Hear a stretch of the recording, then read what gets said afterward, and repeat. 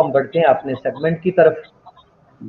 तो इस सेगमेंट में जैसा कि आप जानते हैं कि हमने प्रॉब्लम ऑफ ईवल, मसला शर, ये आज का हमारा मौजू है। मैं नाजरीन आपको भी बताता चलूं कि मसला शर उर्दू में बोलते हैं, जबकि इंग्लिश में इसको प्रॉब्लम ऑफ ईवल कहा जाता है। मुल्हिदीन का ये बड़ा अहम सवाल समझा जाता है। वो अपने चैनल्स पे बैठ के बड़ी उछल कूद करते हैं और बार बार इस तरह के जुमले दोहराते हैं कि ये जो बुराई है इसका खालिक अल्लाह है, ये वही करता है, इसका ज़िम्मा भी वो, 100 तरह की बातें करते हैं। तो इस मौजू को इसी वजह से आज हमने अपने प्रोग्राम का मौजू बनाया ताकि इस पे सैर हासिल बहस हो सके और अल्लामा साहब से हम इस्तेफादा करें और हम जानने की कोशिश करें कि दरअसल जो मुगालता इल्हाद पैदा करके मुसलमानों में ये बेचैनी पैदा करता है और उनके ईमान पे हमला करने की कोशिश करता है, आज क्यों ना हम इसको इतनी तफसील से बयान करें और इतने सादा अंदाज से बयान करें ताकि लोगों को, मुसलमानों को, सादा लोग जो ले मैन हैं, सादा मुसलमानों को भी इस बात की समझ आ जाए कि ये जो खुदा पर इल्ज़ाम है या मुसलमानों पर इल्ज़ाम है या तकदीर पर इल्ज़ाम है या फ्री विल पर इल्ज़ाम है, ये जिस तरह से भी घुमा फिरा के ये बात अल्लाह के खाते में डालने की कोशिश करते हैं। तो आज इंशाअल्लाह ताला अल्लामा साहब की मदद से हम कोशिश करेंगे कि ऐसे सवाल सामने रखें जो आम फहम है और जो मुल्हिदीन उठाते हैं, ताकि अल्लामा साहब फिर उस पर वजाहत करें। तो पहले तो अल्लामा साहब, मैं बुनियादी तौर पर जो मसला शर है इसकी तरफ आपकी तवज्जो दिलाना चाहूँगा कि आखिर ये शर और खैर है क्या। हमें ये शर और खैर वजाहत फरमा दें, जज़ाकल्लाह। जी, आऊज़ु बिल्लाहि मिनश शैतानिर रजीम, बिस्मिल्लाहिर रहमानिर रहीम। जैसा कि आप बयान कर रहे थे कि ये एक बुनियादी तरीन मसला है खुदा शनासी के अंदर, और जब मुल्हिदीन आकर खुदा का इनकार कर रहे होते हैं तो वो बड़ा इस सवाल को बढ़ा चढ़ा कर बयान करते हैं और इसके ज़रिए वो खुदा का इनकार कर देते हैं। मैं अभी ज़्यादा इसकी तफसील में नहीं जाना चाहता, फ़लसफ़ी तौर पर क्या-क्या बहसें इसके अंदर मौजूद हैं, सवालात आएँगे या बाद में कभी, तो उसके मुताबिक जो है वो आगे बढ़ना चाहूँगा कि किस तरीके से मसला शर को जो है वो अपना हथियार बनाते हैं और खुदा के वजूद के इनकार के लिए या खुदा की सिफ़ात का इनकार करने के लिए, कि अपनी जगह पर जैसे-जैसे सवाल आते रहेंगे उस तरह बहस हम करते रहेंगे। ज़ाहिर-सी बात है, जब भी एक मसले के अंदर बहस करना शुरू की जाती है तो एकेडमिक के एतबार से अगर देखा जाए तो पहले उसके मफ़हूम को खोला जाना ज़रूरी होता है कि जब आप एक लफ्ज़ को, एक टर्म को इस्तेमाल कर रहे हैं तो उस वक़्त जो है वो उसका माना क्या मुराद लिया जाता है। जब भी शर का लफ्ज़ इस्तेमाल किया जाता है, हमारे उर्फ़ के अंदर मामूलन ये इंसान के अफ़आल और आमाल के साथ जो है ना वो मुराद लिया जाता है। मसलन एक बंदा एक बुरा फ़ेल अंजाम देता है, एक किसी की चोरी कर लेता है, किसी का कत्ल कर देता है, इस तरह का कोई फ़ेल अंजाम देता है तो हम ताबीर इस्तेमाल करते हैं कि ये शरीर इंसान है, ये शर है मुआशरे के लिए, तो ये ताबीर इस्तेमाल करते हैं। लेकिन हम देखते हैं कि शर का और खैर का एक मफ़हूम जो है बड़ा आम है, उसके अंदर मुख्तलिफ़ चीज़ें आती हैं कि आहिस्ता-आहिस्ता इंशाअल्लाह उसकी वज़ाहत होती रहेगी। अगर हम देखें बुनियादी तौर पर, अगर मैं एक जुमले में वज़ाहत करूँ, वो ये कि हर वो चीज़ के जो इंसान को मतलूब हो और उसको उसके हदफ के करीब करती हो, उसको खैर कहते हैं, और जो चीज़ भी उसकी राह में रुकावट बन जाए और उसके अंदर नफ़रत सी ईजाद कर दे, उसको हम शर से ताबीर करते हैं। अब आप इस तारीफ़ के तनाज़ुर में जाकर देखें तो हम मुख्तलिफ़ चीज़ों के बारे में जो है शर का लफ्ज़ इस्तेमाल कर देते हैं। मसलन साँप अगर हमारे सामने आ जाता है तो उसको शर कहने लग जाते हैं। अगर जो है वो ज़लज़ला आ जाता है तो हम उसको शर कहने लग जाते हैं। क्यों कह रहे होते हैं? क्योंकि हमने जो एक चीज़ अपने ज़हन में रखी है, एक मतलूब हदफ जो अपने ज़हन में रखा है, जब वो एक चीज़ आकर रुकावट बनती है उसके अंदर, तो हम उसको जो है वो शर कहने लग जाते हैं। बस अगर मैं खुलासा करूँ अपनी बात का तो ये है कि खैर उस चीज़ को कहते हैं कि जो इंसान को मतलूब हो और वो उसको हकीकत में उसके हदफ तक पहुँचाने में मुआविन हो। और शर हम उस चीज़ को कहेंगे जो इसका मद्दे-मुक़ाबिल है, यानी जो रुकावट है, मतलूब नहीं है और एक चीज़ एक किस्म की उसके अंदर उस चीज़ की निस्बत जो है वो नफ़रत-सी पाई जाती है। तो ये बुनियादी एक सादा-सा मफ़हूम हो गया खैर और शर का कि इंशाअल्लाह फिर इसको मज़ीद वज़ाहत करते रहेंगे। जी, अल्लामा साहब माशाल्लाह आपने वज़ाहत तो की है, लेकिन मैं चाहता हूँ कि हम इसकी शर की जो मुख्तलिफ शक्लें हमारे सामने आती हैं, हुँ, ये आप हुँ, थोड़ा-सा डिटेल से डिस्कस कर दें ताकि लफ़्ज़ शर और इसकी जो क्रिटिकल डेफ़िनिशन है, वो लोगों के हुँ, सामने आ जाए। क्योंकि शर से जब आपने बिल्कुल। ये कहा कि साँप सामने आ जाए तो लोग उसको भी शर कहते हैं, तो मुझे लगता है कि शायद ये लफ़्ज़ अभी कन्फ्यूज़ हो रहा है। तो काइंडली हुँ, इसको इस तरह से वज़ाहत आप फरमाइएगा, जी। जज़ाकल्लाह। जी देखिए मैं थोड़ी-सी इसके टाइप्स बयान कर देता हूँ चूँकि तारीफ़ करने के मुख्तलिफ जो है ना वो तरीके होते हैं। कि इल्म मंतिक और लॉजिक जो है उसके अंदर बहस की जाती है कि उस तफ़सील में नहीं जाना। मैं पहले टाइप्स बयान करता हूँ फिर और मतलब ये मफ़हूम जो है ना शर का और खैर का वो खुल जाएगा। देखिए आप किताबें अगर उठाकर देखें तो 3 किस्म के बुनियादी तौर पर शर जो हैं वो बयान किए गए हैं और इंसान अपनी ज़िंदगी के अंदर जो है वो इसको महसूस भी करता है। एक मर्तबा हम कहते हैं कि शर जो है, जो इस कायनात, इस नेचर के साथ मरबूत है। यानी क्या मुराद? यानी हम देखते हैं कि ज़लज़ला आता है और ज़लज़ला आकर क्या करता है, बाज़ लोगों के घर को ख़राब कर देता है। उसका घर गिर जाता है। तो अब जिसका घर गिरा है, वो इस ज़लज़ले को कहता है, ये मेरे लिए शर था। या मसलन तूफ़ान आता है, बारिश आती है तेज़ उत बारिश के नतीजे में जो है वो सैलाब आ जाता है और सैलाब आकर मुख्तलिफ लोगों के घरों को या उसकी प्रॉपर्टीज़ को जो है वो ख़राब कर देता है। तो जिनका ये नुकसान हुआ है वो आकर कहते हैं कि ये जो पानी सैलाब की सूरत में आया था, ये शर है। बस इस किस्म के शर को कहते हैं शर्र तबीई यानी नेचुरल इवल जो है ये पाया जाता है, नेचर के साथ मरबूत है। और एक और जो जिसको इंसान जो है वो शर कहता है वो है इदराकी शर। मसलन आपको दाँत में जब दर्द होता है, तो इंसान उस दर्द से तकलीफ में आता है। तो इस दर्द को वो शर अपने लिए समझता है। इसी वजह से वो इसके मुदावा करने के पीछे जाता है और इस तकलीफ को बर्दाश्त नहीं करता है आकर और इसके ऊपर मसलन शर की ताबीर इस्तेमाल करता है। दर्द हो गया, उसके बाद आपको गमगीनी जो हालत है आपकी तारी होती है वो भी तकरीबन इसी के अंदर शुमार होती है। बस एक जो दूसरी जो किस्म हमारे पास मौजूद है कि जो उर्फ़ के अंदर जिसको शर के नाम से ताबीर किया जाता है, वो इदराकी है। यानी इदराक से मुराद यानी एहसास करना, यानी इंसान दर्द को एहसास करता है।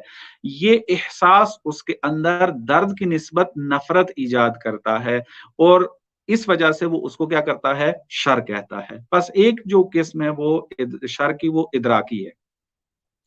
एक जो शर की ताबीर इस्तेमाल की जाती है, वो उर्फ़ में ये राइज भी है बहुत ज़्यादा और अवाम इसी को ज़्यादा इस्तेमाल करती है, वो है अख़लाक़ी शर।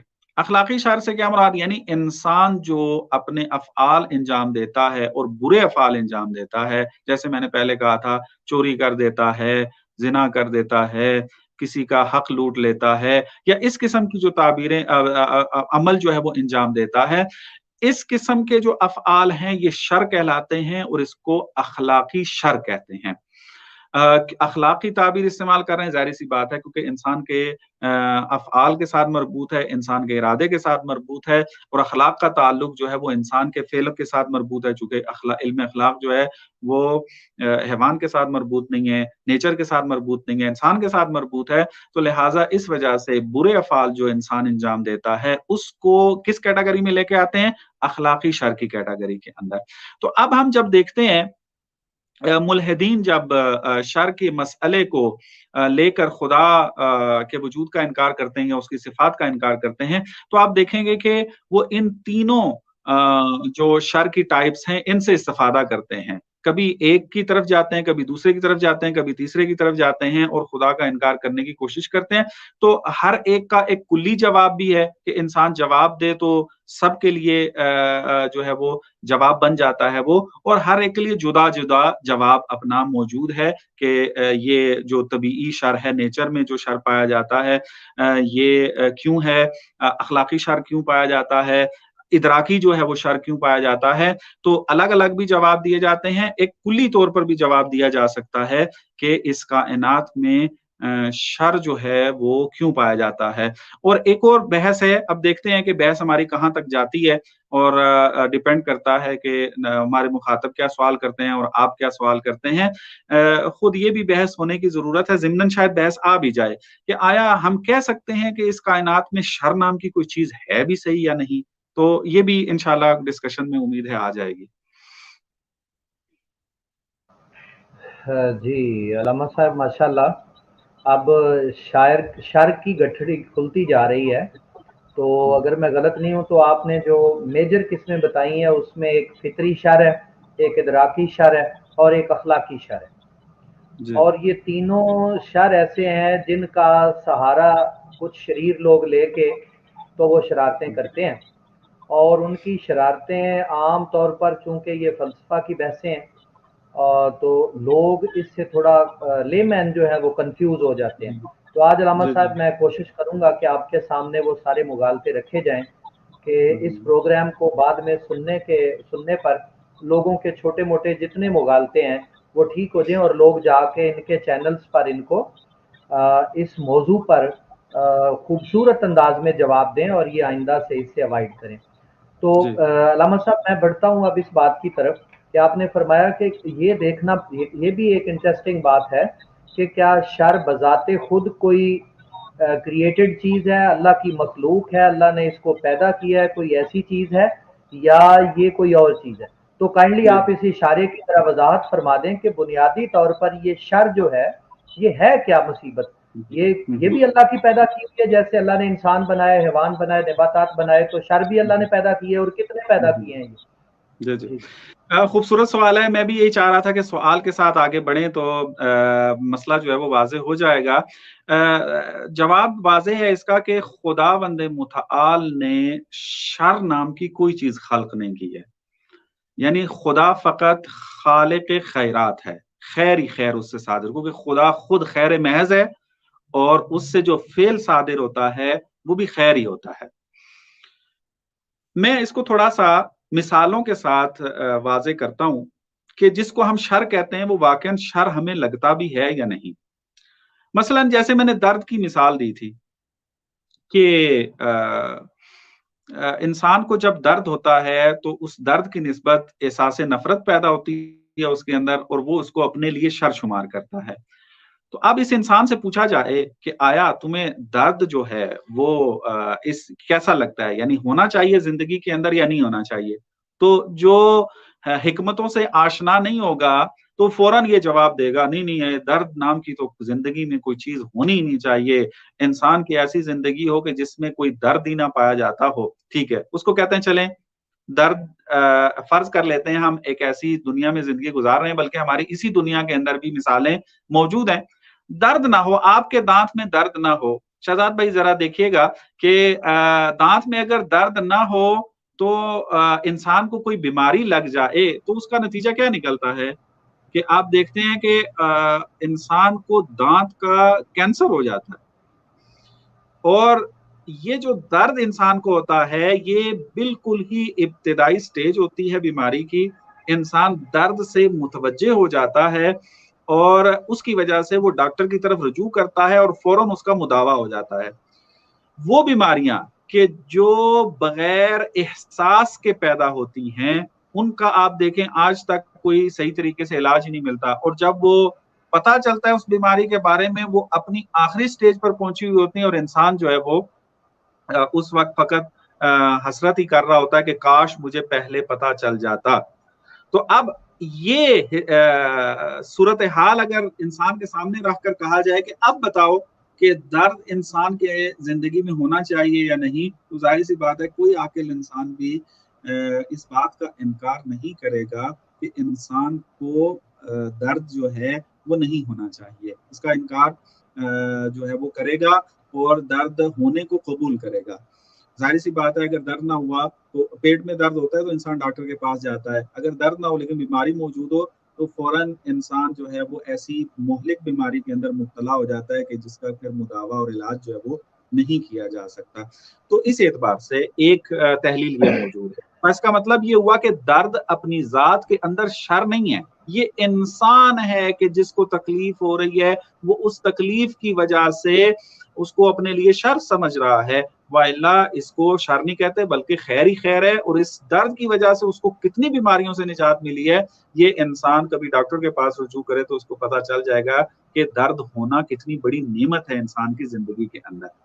اسی طریقے سے مثلاً سانپ جو ہے اس ایک مثال دے کر آگے چل رہا ہوں، اگر ساری باتوں کو مثال کے طور پہ لانا شروع کر دوں تو میرے خیال میں کئی گھنٹے بھی لگ جائیں تو ختم نہیں ہوگا۔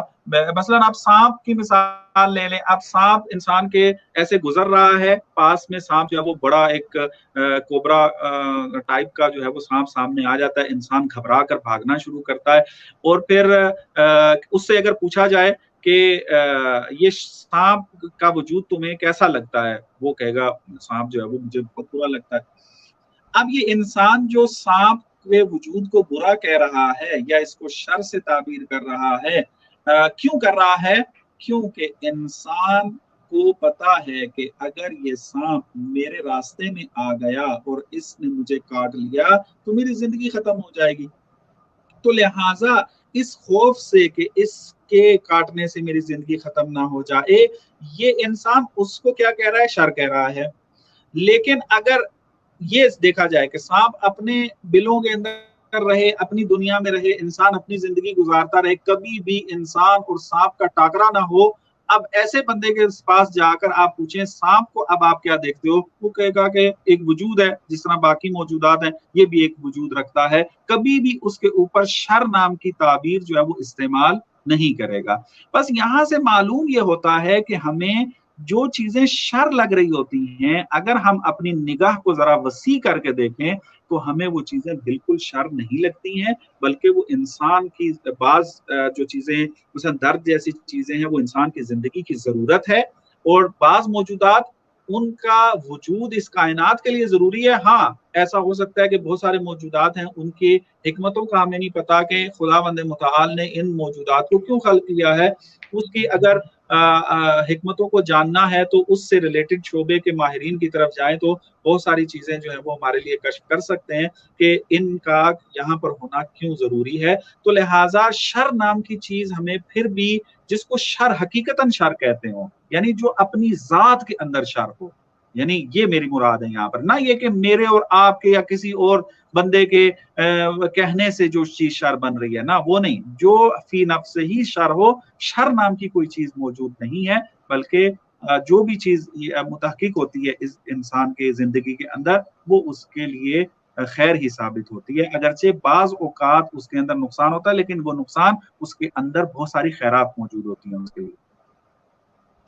جی ماشاء اللہ علامہ صاحب، آپ نے اس کی مختلف مثالوں سے بہت خوبصورت وضاحت کی، اور میں اس کا ایک اپنے گھر کی دلیل سے میں ایک واضح کرنا چاہتا ہوں یہ بات کہ میری والدہ اللہ پاک ان کی آخرت آسان فرمائے اور ان کو جوار معصومین میں جگہ عطا فرمائے، تو ان کا مسئلہ بنا تھا کہ ان کا ایک کڈنی جو تھا اس میں وہ آہستہ آہستہ سیپٹک ہوا، اتنی پس آ گئی اس میں کہ وہ ختم ہو گیا، اور ان کو جتنا عرصہ بھی وہ کڈنی کا ایشو رہا کبھی بھی ان کو پین نہیں آئی، تو ہم کبھی بھی چیک ہی نہیں کرواتے تھے کڈنی کا، چونکہ ہمیں یہ تھا کہ کوئی درد ہی نہیں ہے، کم از کم کوئی کڈنی میں درد آئے تو پھر پتہ چلے۔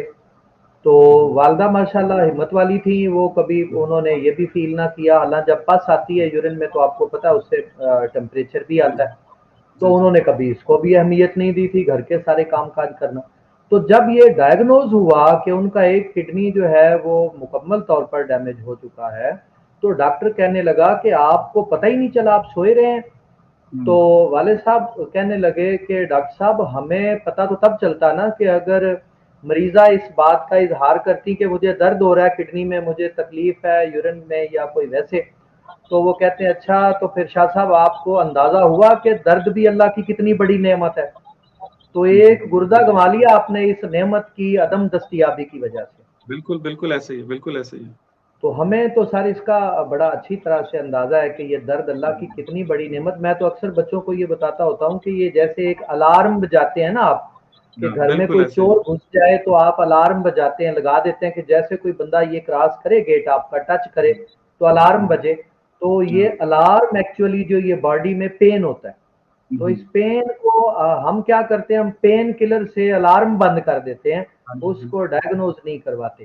تو لوگ اس کو اگر اپنے اپنے انداز سے دیکھتے ہیں، سطحی انداز سے دیکھتے ہیں۔ در حقیقت جو آپ نے شر کی قسمیں بتائی ہیں، بلکہ اگر میں شر کی جگہ لفظ مصیبت استعمال کروں کہ اخلاقی لحاظ سے کچھ مصائب ہیں، کچھ فطری مصائب ہیں، اور کچھ ہمارے ادراکی مصائب ہیں، تو یہ مصیبتیں جب ہم پہ آتی ہیں تو ہم ان مصیبتوں کے اوپر پھر کچھ لوگ اللہ سے رجوع کرتے ہیں اور کچھ لوگ اللہ سے گلے شکوے کرنے لگ جاتے ہیں۔ بالکل ایسے تو ہی، اب کچھ بالکل۔ لوگ گلے شکوے کر کر کے اس حد تک پہنچ گئے ہیں کہ وہ خدا کا انکار کرنے لگ گئے۔ اگر آپ اجازت دیں تو ایک ملحد ہے، اس نے اس پرابلم آف شر جو ہے ایول، مسئلہ شر جو ہے، اس کو اس نے اپنے انداز سے اٹھایا ہے۔ اگر آپ مجھے اجازت دیں تو میں وہ ایک چھوٹا سا کلپ ہے وہ چلاؤں اور آپ جی سنیے اور ہمارے ناظرین بھی سنیں کہ وہ کیا کہہ رہے ہیں، اور پھر اس کے حوالے سے میں آپ کے سامنے سوال رکھوں۔ بالکل صحیح۔ کہہ سکتے ہو کہ اللہ نے فری ول دی ہے، تو اس میں اللہ کی غلطی نہیں ہے۔ ایک انسان جو اگر ریپ کر رہا ہے یا قتل کر رہا ہے تو وہ اس کا پرابلم ہے، لیکن پھر سوال اس حساب سے مجھے یہ لگتا ہے، یعنی یہ آج کا جو مقدمہ ہے وہ اصل میں ہم چلائیں گے اللہ پر، کہ کیا اللہ کو بھی سزا ملنی چاہیے، کیونکہ جو برائی کا جو سسٹم ہے جو دنیا میں چل رہا ہے، تو جب اللہ نے انسان کو بنایا تو اللہ نے اس کے اندر برائی کرنے کی بھی صلاحیت ڈالی۔ آٹومیٹکلی تو نہیں آ گئی نا، اگر وہ یعنی خوشی والی فیلنگ ڈال سکتا ہے اس میں، اور غم والی فیلنگ ڈال سکتا ہے، اور پلیجر والی فیلنگ ڈالتا ہے، سب کچھ جی علامہ صاحب، یہ میں پہلے اسی پہ ایک سوال رکھنا چاہتا ہوں جی جی کہ جی جی دیکھیں آپ نے ابھی فرمایا کہ شر اللہ کی تخلیق نہیں ہے، بالکل وہ دیکھیں بڑے بالکل واضح انداز میں ڈٹ کے اپنے پاس سے ایک ڈیفینیشن ڈال کے، ایک تخلیق ڈال کے، تو اس کے بعد پھر وہ ایسے اس ہی۔ پہ سوال بنا رہا ہے، یعنی خود سے ایک اس نے اسیوم کی ایک بات، اور اب وہ اپنا مقدمہ بھی اسی جھوٹ پہ رکھے گا۔ سنیے گا ذرا۔ اللہ کا بنایا ہوا نا، مینوفیکچرنگ یونٹ جو بنی ہے انسان، اس کا مینوفیکچرر کریٹر جو ہے بقول ہمارے مسلمانوں کے یا اسلام کے، وہ اللہ ہی ہے۔ تو اب جب اللہ سبحانہ و تعالیٰ نے انسان کو بنایا تو اس کے اندر برائی کرنے والی صفت بھی ڈالی۔ جی علامہ صاحب سن رہے ہیں؟ جی جی اس جی کے جی، اندر برائی کرنے والی صفت بھی ڈالی، یہ فری ول میں برائی کرنے والی صفت اللہ نے ڈال دی ہے۔ یہ ابھی سوال آئے گا لیکن ایک دفعہ ذرا سن لیں اس کو۔ جی جی جی جی ٹھیک ہے، جس کی بنیاد پر ایک انسان جو ہے وہ غلط کام کرتا ہے اور دنیا میں فساد پھیلاتا ہے، لوگوں کا قتل و عام کرتا ہے، کسی کا کوئی مال کھاتا ہے، اور اس کے علاوہ جو سب سے بڑی بات ہے کہ کئی لوگوں کا قتل ہو جاتا ہے اور ریپ ہو جاتا ہے، چھوٹی بچیوں کا ریپ ہو جاتا ہے۔ تو سوال یہ اٹھتا ہے کہ ٹھیک ہے، آپ یہ کہہ سکتے ہو کہ اللہ نے فری ول دی ہے، تو اس میں اللہ کی غلطی نہیں ہے۔ ایک انسان جو اگر ریپ کر رہا ہے یا قتل کر رہا ہے تو وہ اس کا پرابلم ہے، لیکن پھر سوال یہ اٹھتا ہے کہ اس کی فری ول تھی، اس کی فری ول تھی انسان کی، اس نے قتل کیا، لیکن جس کا قتل کیا گیا یا جس بچی کا یا جس مہیلا کا ریپ کیا گیا، اس کی تو ول نہیں تھی نا۔ اس کی تو ول نہیں تھی، تو پھر اس کو سزا کیوں ملی؟ اگر اللہ یہ والی فیلنگ، یہ والی چیز ڈالتا ہی نہیں اگر کہ اس کے ساتھ جو ہے یعنی انسان جو ہے وہ غلط کام کرتا، تو یہ ہوتا بھی نہیں دنیا میں۔ اچھا، اور ایک چیز یہ ہے کہ جی علامہ صاحب آپ نے سنا ہے جی جی کہ پہلے تو اس نے کہا کہ اللہ نے خود سے یہ بنا دی ہے، شر اللہ نے خود پیدا کر دی ہے، اور اب انسان اس شر کا فائدہ لیتے ہوئے وہ پھر اتنے کام کرتا ہے۔ تو بھئی پھر اللہ بندہ جو ہے جب وہ ظلم کرتا ہے، ریپ کرتا ہے، تو اس کی تو فری ول ہو گئی، یعنی فری ول کو بھی خود سے ڈیفائن کر کے اس نے گلے میں ڈال دیا ہے، تو اس کی تو فری ول ہو گئی۔ تو جو مظلوم ہے، جو مقتول ہے، جس کے ساتھ ظلم و زیادتی ہو رہی ہے، اس کی فری ول کدھر گئی؟ تو آگے چل کے پھر یہ کہتا ہے، اس نے اپنی پھر پوری کی پوری خباثت دکھا دی، کہتا ہے چونکہ یہ ساری کی ساری دی ہوئی طاقت قوت چونکہ کائنات کا بنانے والا خدا ہے، تو یہ طاقت بھی اسی نے دی ہے، تو دراصل یہ اسی نے طاقت دی ہے، تو اسی کی وجہ سے یہ سارے ظلم ہو رہے ہیں، تو قصور تو اس کا ہے، ظالم تو وہ خود ہوا، تو سزا اس کو ملنی چاہیے جس نے یہ صلاحیت دی ہے، جس نے یہ اجازت دی ہے۔ اور اس میں ایک مثال کوٹ کرتا ہے پولیس افسر کی، کہ ایک پولیس افسر جو ہے وہ دیکھ رہا ہے جرم ہو رہا ہے، تو اگر وہ اس جرم کو روکتا نہیں ہے تو وہ برابر کا شریک ہے۔ تو اللہ اختیار رکھتا ہے، وہ قدرت رکھتا ہے کہ ان ظالموں کو، ان ریپ کرنے والوں کو، قاتلوں کو وہ روک سکتا ہے، تو وہ کیوں نہیں روکتا؟ تو یہ بھی ایک، تو قبلہ اس کی آپ ترتیب دیکھ لیں، میں سمجھتا ہوں کہ پہلا کویسچن جو ہے ہم اس کی طرف پہلے چلیں، کہ جب اس نے کہا ہے کہ شر اللہ نے تخلیق کی ہے، تو اس کو واضح کر دیں اور پھر دوسرا پوائنٹ لیں۔ دیکھیں میں نے وہی کہا تھا، ان لوگوں کو شر کی ڈیفینیشن نہیں آتی ہے، شر کہتے کسے ہیں، شر کی حقیقت کیا ہے۔ یہ ہر وہ چیز کہ جو انسان کی طبیعت کے ساتھ سازگار نہیں ہے اس کو یہ شر کہہ رہے ہیں، اور پھر کہتے ہیں کہ یہ خدا نے خلق کیا ہے۔ ابھی آپ کو بیان کیا ہے کہ شر نام کی چیز جو ہے اس کائنات کے اندر، آپ جو فی نفس ہی شر ہو، یعنی جس کا کوئی فائدہ نہ ہو، جس کے اندر فقط اور فقط نقصان ہی نقصان ہو، ایسی چیز کوئی بھی آپ کائنات کے اندر دکھا نہیں سکتے۔ یعنی یہ چیلنج ہے ان سارے ملحدین کو کہ وہ سارے اکٹھے ہو جائیں، کوئی کائنات میں ایک ایسی چیز دکھائیں کہ جو فقط اور فقط شر ہو، اس کے اندر خیر نام کی کوئی چیز نہ ہو، یہ لے کر آئیں آ کر۔ پس معلوم ہوا کہ شر نام کی کوئی چیز نہیں ہے۔ ہاں، انسان اپنی نسبت جب مقایسہ کر رہا ہوتا ہے، اپنے معاشرے کے ساتھ جب مقایسہ کر رہا ہوتا ہے، تو اس وقت وہ بعض چیزوں کو تقسیم کر دیتا ہے کہ یہ شر ہے، یہ خیر ہے، خود سے، یعنی چونکہ یہ چیز مجھے فائدہ پہنچا رہی ہے پس خیر ہے، یہ چیز مجھے نقصان پہنچا رہی ہے پس شر ہے، میری نسبت وہ خیر و شر بن رہا ہے، اپنی ذات کے اندر وہ خیر و شر جو ہے وہ نہیں ہے۔ خدا پس جب شر نام کی کوئی چیز ہی نہیں ہے تو خالق کون؟ کیسے آپ کہہ سکتے ہیں کہ شر کا خالق جو ہے وہ خدا ہے؟ اور پھر انہوں نے جو تعبیر استعمال کی ہے کہ خداوند متعال نے جو ہے نا برائی کی صفت اس کے اندر ڈالی ہے۔ کون سی برائی؟ مثلا آپ دیکھیں، انہوں نے ریپ کی مثال دی ہے۔ ریپ کا جو عمل ہے، اگر انسان کے اندر وہ جاذبیت، وہ احساسات جو ایک خاتون کی نسبت ہوتے ہیں، وہ اگر موجود ہی نہ ہوں تو پھر یہ کیسے دنیا میں آ سکتے تھے جو یہ اعتراض کر رہے ہیں؟ ظاہر سی بات ہے، جب اس قسم کا احساس نہیں ہوگا، شادی نہیں ہوگی، قربت نہیں ہوگی، تو پھر یہ انسانیت جو بڑھ رہی ہے آگے، یہ انسان کیسے بڑھتا پھر آگے؟ یعنی خداوند متعال نے انسان کے اندر جن سے مخالف کی نسبت احساسات رکھے ہیں تاکہ اس کے ذریعے انسان کی نسل کو بڑھائے، یہ چیز جو ہے خدا نے رکھی ہے۔ اب انسان اپنے اختیار سے اس کو بری جگہ استعمال کر رہا ہے۔ اب آپ اس سے یہ تعبیر کہاں سے نکال رہے ہیں کہ خدا نے برائی کی صفت اس کے اندر رکھی ہے؟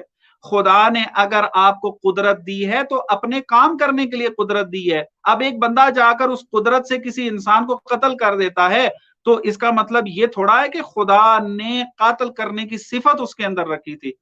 اگر خدا قدرت ہی نہ رکھتا تو آپ نہ بول سکتے, نہ ہل سکتے, نہ کام کر سکتے. جن چیزوں کو بیان کر کے آپ فخر کرتے ہیں تو یہ ساری چیزیں اسی قدرت ہی کی وجہ سے تو ہیں, جس قدرت کو استعمال کر کے ایک انسان جو ہے وہ قتل کر رہا ہوتا ہے.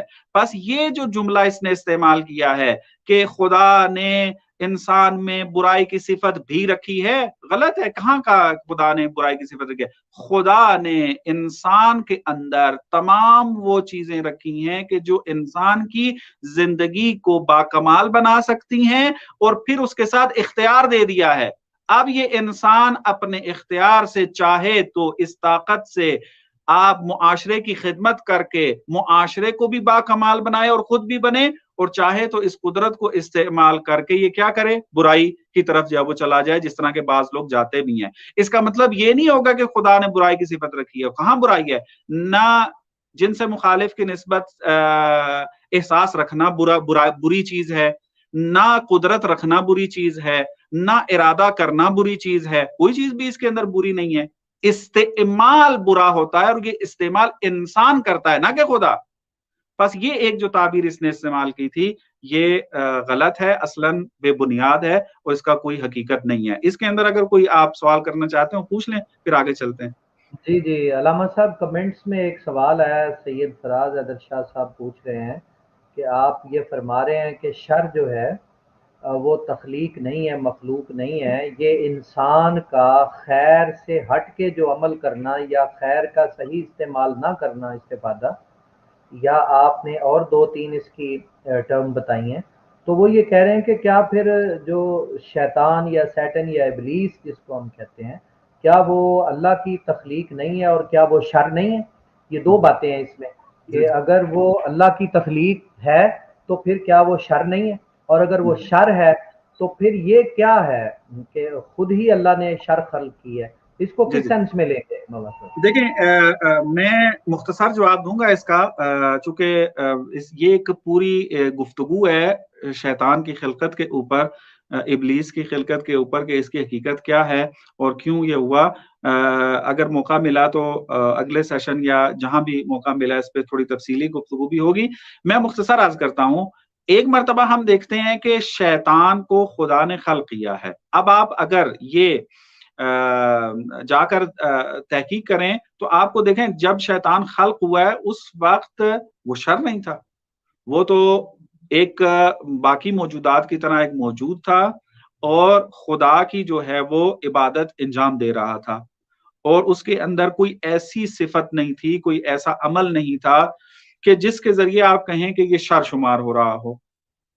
بس اس کی اصل خلقت جو ہے وہ شر کی وجہ سے نہیں تھی. یعنی خدا نے ابلیس کو اس لیے خلق نہیں کیا تھا کہ یہ پیدا ہو جائے اور پھر جا کر انسانوں کو گمراہ کرے, بلکہ خدا نے جس طریقے سے مخلوقات کو خلق کیا ہے اس میں ابلیس کو بھی خلق کیا, اور ابلیس کو بھی اختیار دے کر بھیجا اس کائنات کے اندر.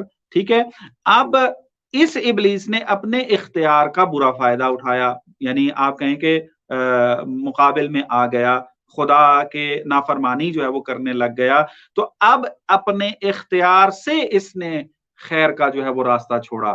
اب اس نے جب خیر کا راستہ چھوڑ دیا تو ظاہر سی بات ہے شر کے راستے پہ چل رہا ہے, تو اس کا جو عمل بھی ہوگا وہ شر ہوگا, چونکہ یہ غلط فعل انجام دے رہا ہے اس اعتبار سے, اور اپنے اختیار سے. چونکہ شیطان کو بھی خدا نے اختیار دے کے بھیجا ہے کہ تو نے اپنے اختیار سے عبادت کرنی ہے, تو نے اپنے اختیار سے اطاعت کرنی ہے, تو نے اپنے اختیار سے زندگی گزارنی ہے. تو اس نے اپنے اختیار سے جو ہے وہ یہ طے کر لیا کہ میں نے تیری نافرمانی کرنی ہے. تو اب خدا کی حکمت جو ہے وہ اس بات کا تقاضا کرتی ہے کہ اس کو جو ہے پھر خدا نے جو اس کائنات کا ایک سسٹم بنایا اس کے اندر اس کو مہلت دے, اور اس مہلت کے اندر جو ہے یہ اپنی زندگی گزارے. علامہ صاحب میں معذرت چاہتا ہوں, آپ کو انٹرپٹ کر رہا ہوں, چونکہ جب ہم شیطان چونکہ ایک پورا موضوع ہے تو میں نہیں چاہتا کہ ہم اس موضوع کو ابھی چھیڑیں اور اس پہ پھر پروگرام کرنا مناسب نہ رہے. میں چاہ رہا ہوں کہ اس پہ ہم ایک بہت جلد پروگرام رکھیں, چونکہ میرے ذہن میں بھی اس کے بارے میں بہت شبہات ہیں, اور ہمارے دوست کمنٹس میں بھی اپنی رائے کا اظہار کر رہے ہیں. مثال کے طور پر میں ایک چھوٹا سا سوال رکھ دوں تاکہ آئندہ سے جب ہم شیطان پہ ایک پروگرام کریں تو لوگ اسے استفادہ کریں، اور یہ سوال یقیناً ان کے لیے باعث لطف ہوگا کہ جیسے آپ نے فرمایا کہ شیطان کو بھی اللہ نے اختیار اور ارادہ دے کے بھیجا ہے، اور انسانوں کو بھی اختیار اور ارادہ دے کے بھیجا ہے، تو یہ جس طرح سے ہمیں شیطان سے بچنے کے احکامات ملتے ہیں کتاب مقدس میں اور فرامین حضرت محمد مصطفیٰ میں، تو اس میں مجھے تو لگتا ہے کہ شاید شیطان کو ہم تمام انسانوں سے بڑھ کر اختیار دے دیا گیا ہے، اور ہمیں زندگی ملتی ہے اور ہماری زندگی چھن جاتی ہے، ختم ہو جاتی ہے، ہم دوسری دنیا میں منتقل ہو جاتے ہیں، لیکن یہ شیطان جب سے ہے تب سے اب تک اور پھر تا قیامت یہ اس کی جو دوامی زندگی ہے اور اس کا اتنا بڑا اختیار اور اس کے لوگوں کو بھٹکانے کے جو چانسز ہیں، تو اس پہ انشاءاللہ تعالی پھر ہم اس پہ علیحدہ سے بات کریں گے۔ ابھی میں یہ جو ملحد نے ایک بات کی ہے تو میں اسی کی طرف واپس آتا ہوں آپ نے بات کی ہے، میں ایک جملے میں فقط بات کروں گا اور پھر انشاءاللہ اس کے پروگرام میں بیان کر دیں تاکہ سننے والے جو ہے وہ ایک مختصر سا جواب ان کو مل جائے۔ دیکھیں، شیطان کو ٹھیک ہے ایک لمبی زندگی دی ہے، اس کے اوپر جو کیا فلسفہ ہے اس کو بعد میں ڈسکس کریں گے آ کر، لیکن قرآن کے اندر بھی اس کی طرف توجہ دلائی گئی ہے اور کہ قیامت والے دن جو ہے وہ لوگ شیطان سے شکوہ کریں گے کہ تو ہے جو ہمیں گمراہ کرنے والا ہے۔ تو شیطان پلٹ کے جواب یہ دے گا کہ میں مفہوم بیان کر رہا ہوں آیت کا، کہ پلٹ کر یہ جواب دے گا کہ میں نے تھوڑا تم لوگوں کو گمراہ کیا، میں نے تو تمہیں فقط دعوت دی تھی اور تم نے میری دعوت پہ لبیک کہہ دیا، اس میں میرا کیا قصور ہے؟ تو آپ دیکھیں کہ شیطان جو ہے وہ بھی ہاتھ پکڑ کے انسان کو گمراہ نہیں کر رہا ہوتا کہ وہ انگلی پکڑ لے اور گن پٹی کے اوپر جو ہے وہ بندوق رکھ کے کہے کہ تم یہ برا فعل انجام دو۔ وہ ایک دعوت دیتا ہے برائی کی طرف، اور انسان جو ہے پھر اپنا اختیار چونکہ رکھ رہا ہوتا ہے تو وہ اس برائی کی طرف کھینچا چلا جاتا ہے اور لہٰذا وہ برائی کے اندر مبتلا ہو جاتا ہے۔ علامہ صاحب، اس کو جتنا ہم آگے لے کے چلیں گے پھر موضوع ہمارا یہی بن جائے گا، کیونکہ پھر ذہنی سوال نکلتا ہے کہ وہ تو ہمیں ترغیب دلاتا رہتا ہے تو ہم اس کو ترغیب نہیں دلا سکتے، اور آخر وہ اتنی دوامی زندگی لے کر ہمیں ترغیبات دلاتا رہتا ہے، تو اس کی کیا وجہ ہے؟ لیکن میں چاہتا ہوں کہ ہم اب موضوع کی طرف بڑھیں، کیونکہ میں نے جو کلپ چلایا ہے اس میں ابھی ایک دو اب ہاں ابھی باقی ہیں۔ تو علامہ صاحب، اس میں یہ ہے کہ مجھے تھوڑی سی ایک بات عجیب یہ لگ رہی ہے کہ شاید میں ملحدین کی طرف سے بات کر رہا ہوں کہ شاید جو علماء ہیں اسلام کے یا باقی مذاہب کے، ان سے تصور خدا اتنا کیٹاگریکلی واضح انداز میں بیان ہی نہیں کیا گیا کہ اس طرح کے شکوک و شبہات مسلسل جنم لیتے رہتے ہیں۔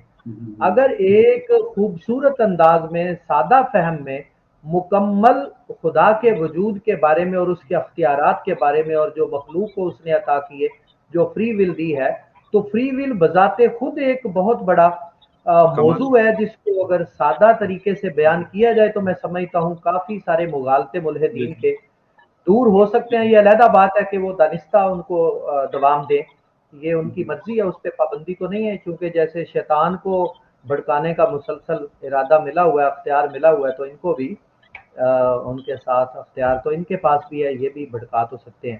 تو اس پہ تھوڑی سی وضاحت فرمائیے کہ جب انسان کے اوپر یہ تینوں شر آ جاتے ہیں، جس میں آپ نے فطری شر بولا، زلزلہ آ گیا، تو اگر یہ زلزلہ فطری شر ہے تو پھر یہ اللہ تعالیٰ نے آخر کیوں انسانوں کو یہ شر دیا ہے؟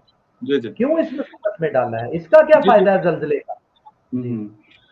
جی میں انشاءاللہ اس کا جواب دیتا ہوں۔ میرے خیال میں اگر یہ کلپ والی جو بات ہے اس کو مکمل کر لیں، چونکہ اس کے اندر کچھ چیزیں رہتی ہیں اور زلزلہ والا بات ایک دفعہ کلپ کا اجمالی خاکہ بیان کر لیں، اس کے بعد پھر یہ ذیلی چیزیں جو ہیں میں ان کو خرید کے تھوڑا اس کو جو ہے وہ بات کریں۔ بس پہلی بات جو ہم نے اس کی بیان کی تھی وہ یہ کہ اس نے جو یہ تعبیر استعمال کی ہے اپنے کلپ کے اندر کہ خدا نے انسان کے اندر برائی کی صفت رکھی ہے، یہ اصلاً تعبیر ہی غلط ہے۔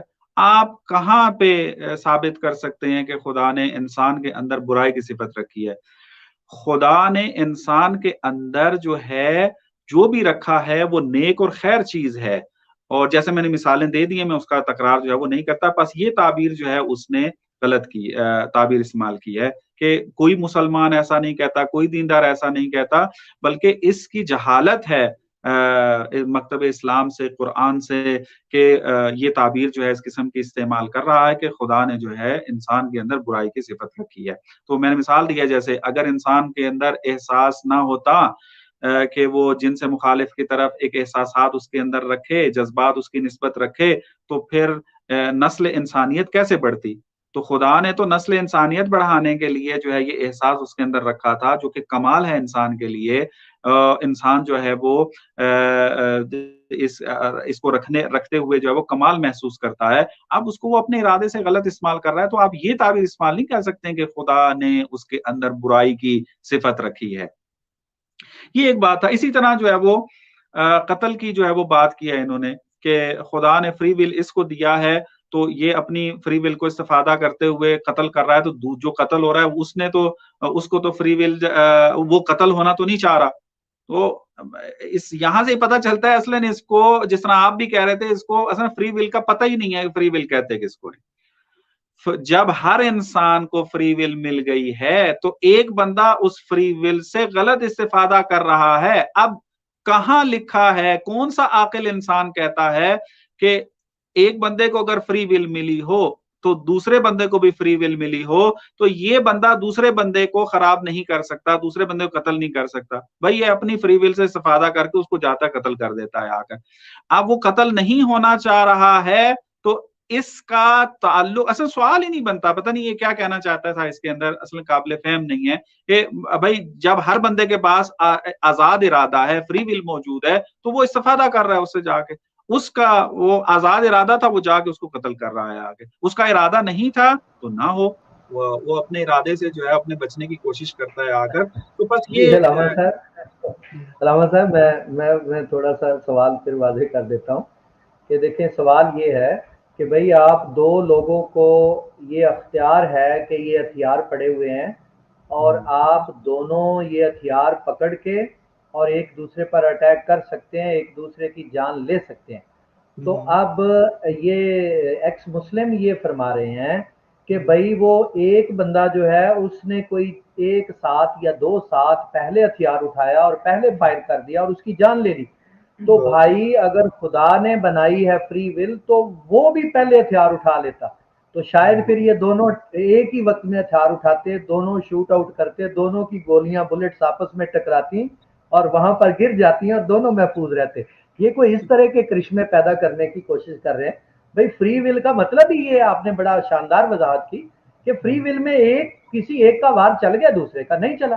اب وہ کہتے ہیں کہ دوسرے کی فری ول کدھر گئی؟ بھائی اس کی فری ول دونوں میں سے، یہ فری ول کو یہ سمجھتا ہے کہ میں ارادہ کرتا ہوں قتل کرنے کا، دوسرا بھی ارادہ کرے قتل ہونے کا، پھر تو فری ول بنتی ہے۔ اگر ایک بندہ فری ول رکھتا ہے قتل کرنے کا، دوسرا فری ول نہیں رکھتا، تو اس کا مطلب ہے وہ فری ول ہے ہی نہیں ہے۔ یہ عجیب کنسپٹ ہے واقعی۔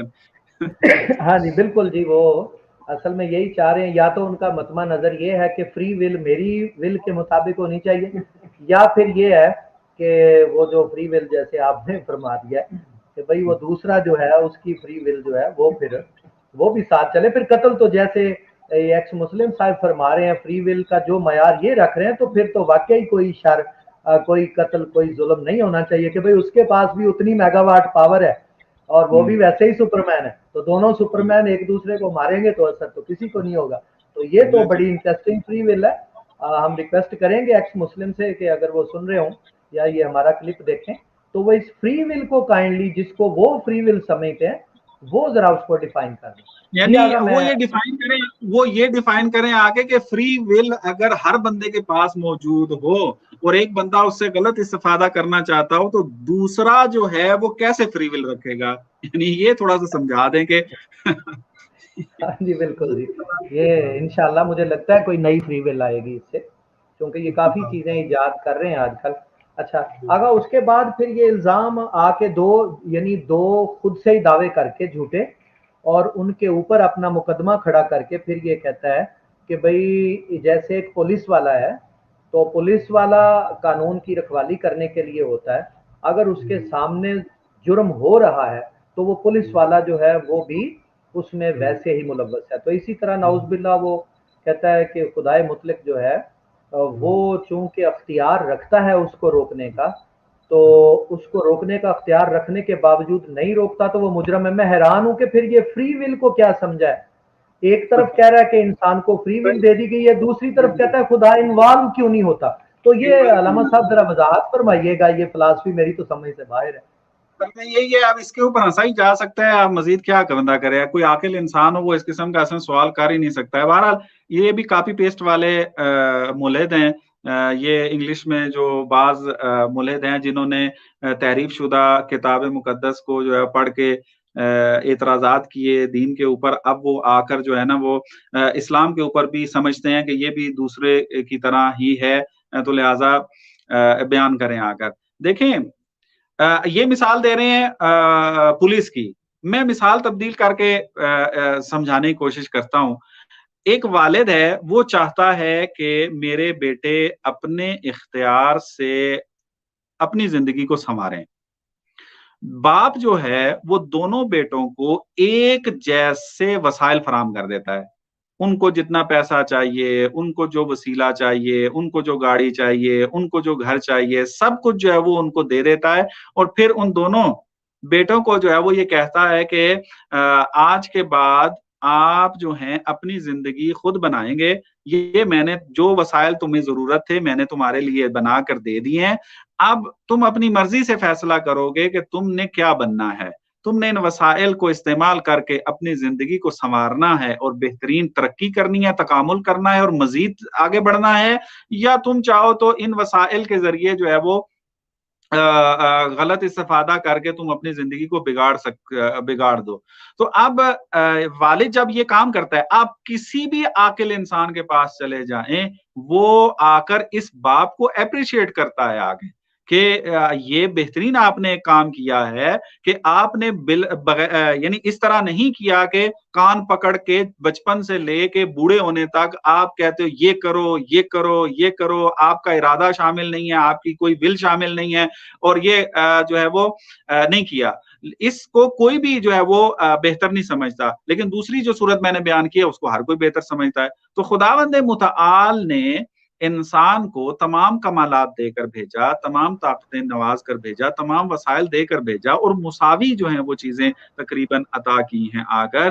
اب انسان کو کہا ہے کہ دیکھو میں تمہیں بننے کے لیے بھیج رہا ہوں، آپ جاؤ دنیا کے اندر اور اپنے اختیار کے ساتھ افعال کو انجام دو. ہاں اگر میری اطاعت کے اندر زندگی گزاری تو تم تکامل کرتے جاؤ گے، اور اگر تم نے نافرمانی کے اندر زندگی گزاری ہے تو میں تمہیں روکوں گا نہیں، یوم جزا بنا دیا ہے. میں اس وقت پھر آپ کو جو ہے جو عدالت لگنی ہے وہ دیکھ لوں گا. لیکن یہ زمانہ، یہ مکان، یہ میدان آپ کو میں چھوڑ رہا ہوں آپ کے اختیار کے اوپر. تو اب کوئی بھی عاقل انسان اس کی نفی نہیں کرتا. اور یہاں پر کوئی بندہ سوال آ کر نہیں اٹھائے گا آگے کہ بھائی وہ ایک بندہ جو ہے وہ برائی کرنے کے لیے جا رہا ہے، روک کیوں نہیں رہے ہو. بھائی طے ہی یہی ہے کہ اس بندے نے اپنے اختیار سے فعل کو انجام دینا ہے. روکے تو تب جب طے ہو کہ اس بندے نے اپنے اختیار سے فعل انجام نہیں دینا ہے، بلکہ جو وہ چاہ رہا ہے تیسرا بندہ اس کے کہنے پر ہی سب کچھ اس نے کرنا ہے. تو انٹرفیئر کرنے والی تو کوئی بات ہی نہیں بنتی ہے آ کر. اچھا پھر اگر خدا مداخلت کر بھی دیتا تو پھر یعنی انسان بہت سارے کام نہیں کر پاتا، تو پھر یہ ملحدین یہاں پر ٹاک شو کر رہے ہوتے اور آن لائن آئے ہوئے ہوتے اور یہ کہہ رہے ہوتے کہ خدا اگر ہمیں کرنے دیتا نا تو ہم تو پتہ نہیں کیا کچھ کر دیتے. تو لہذا پھر اعتراض یہ ہو رہا ہوتا کہ خدا مداخلت کیوں کرتا ہے، کوئی مداخلت پہ پھر اعتراض ہو رہا ہوتا. جی جی جی علامہ صاحب، یہ ایک اپریسیشن آئی ہے جی آپ کے لیے. یہ فرما رہے ہیں جی، مسٹر لاجیکل ہیں، کہتے ہیں Allama Zahir Abbas thanks sir, you have cleared my some confusions very well today. تو یہ بہت مشکور ہو رہے ہیں جی، دعا کر رہے ہیں آپ کے لیے ماشاءاللہ. بہت شکریہ. انشاءاللہ دعا میں یاد رکھیں کہ خدا توفیق دیتا رہا، اسی طرح ہم مذہب کا دفاع کرتے رہیں اور حقائق کو بیان کرتے رہیں. جی انشاءاللہ. میں ناظرین کو بتاتا چلوں کہ میں نے لنک کمنٹس میں شیئر کر دیا ہے، اور آپ دوست جو ہیں وہ آ کے اپنے لائیو سوالات علامہ صاحب سے پوچھ سکتے ہیں. اگرچہ اس موضوع کے اوپر ابھی بات مزید کر سکتے ہیں ہم، कुछ सवालात ऐसे हैं जो निकलते हैं, लेकिन मैं चाह रहा हूँ कि काफ़ी टाइम मैंने ले लिया, ऑलमोस्ट 1 घंटा हो गया है, तो मैं चाह रहा हूँ कि कम से कम 1 घंटा जो है हमारे दोस्तों को भी मिलना चाहिए, वो आएँ और आके अपने सवाल रखें। याद रखिए मौजू आज है प्रॉब्लम ऑफ ईवल, मसला शर। लफ्ज़ जो शर है, अलामा साहब ने इसकी डेफिनेशन में 2-3 इसकी किस्में बड़ी वाज़ेह बताई हैं कि एक अखलाकी शर है, एक इदराकी शर है और एक फितरी शर है। मैं वजाहत कर दूं, चूँकि लफ्ज़ शर से आम तौर पर लोग शायद इसको ना वाज़ेह समझ सकें कि जब हम कहते हैं फितरी शर है तो इसका मतलब है कि ये जो आफ़तें आती हैं, बलाएँ आती हैं, जिसमें ज़लज़ला है, तूफ़ान है, सैलाब हैं, तो ये लावा फूटता है, इस तरह की चीज़ें, आसमानी बिजली गिरती है, शहाबिये गिरते हैं या इस तरह के और मसाइल आते हैं, तो इनको आम तौर पर फितरी शर में अलामा साहब ने बताया हम शामिल करते हैं। और उसके बाद इदराकी शर के बारे में अलामा साहब ने वजाहत फरमाई है कि ये जो दर्द है इंसान के जिस्म को, जो जिस्मानी तकलीफ़ आती है, फ़िज़िकल जो पेन आती है इंसान को, मुख्तलिफ़ तरह से अज़ियत आती है या उसको तकलीफ़ें आती हैं, उसमें ज़हनी तनाव भी आ सकता है जिसको डिप्रेशन, हाइपरटेंशन कहते हैं या और तरह की भी, तो ये इदराकी शर है। और सबसे बढ़कर जिसके बारे में लोग बात करते हैं वो अखलाकी शर है कि हम जो अफ़ाल सर अंजाम देते हैं अपनी मर्ज़ी के मुताबिक, अल्लाह के दिए हुए अख्तियार और इरादा से, तो जो हम उसको इस्तेमाल करते हुए, चूँकि अल्लाह ने दोनों रास्ते हमारे सामने हमें दिखा दिए हैं, अब इंसान पे है कि वो कौन सा चुनता है।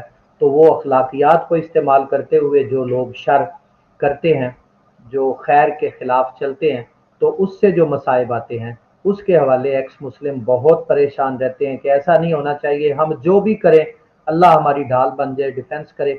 अगर अल्लाह